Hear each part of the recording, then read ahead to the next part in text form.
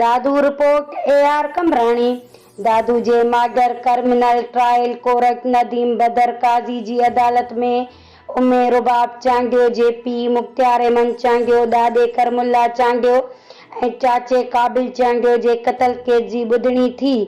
अदालत में इल्ज़ाम हेठायल PP MPA सरदार अहमद चांडियो ऐं भाउ MPA बुरहान खान चांडियो समेत ॿिया गिरफ़्तार जवाबदार बि पेश थिया, जॾहिं त अदालत MPA सरदार चांडियो ऐं बुरहान खान चांडियो खे केस में नामज़द करण या न करण बाबति महफ़ूज़ कयल फ़ैसिलो ॿुधायो।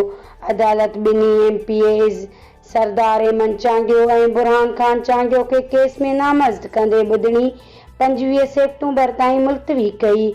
अदालती फ़ैसिले बैदि उमे रुबाब चांडियो अदालत जे अहाते ते सजदो कयो ऐं दुआ घुरी। अदालत ॿाहिरां मीडिया सां ॻाल्हाईंदे उमे रुबाब चांडियो चयो त अॼु उमे रुबाब जी जीत न पर सिंध जे शऊर जी जीत थी आहे। अदालत मां इंसाफ़ जूं उमेदूं आहिनि। उमेद आहे त अॻिते बि जेकी फ़ैसिला ईंदा उहे मज़लूमनि जे हक़नि लाइ हूंदा। वधीक तफ़सीलनि लाइ ॾिसंदा रहो जीजल मां न्यूज़ TV।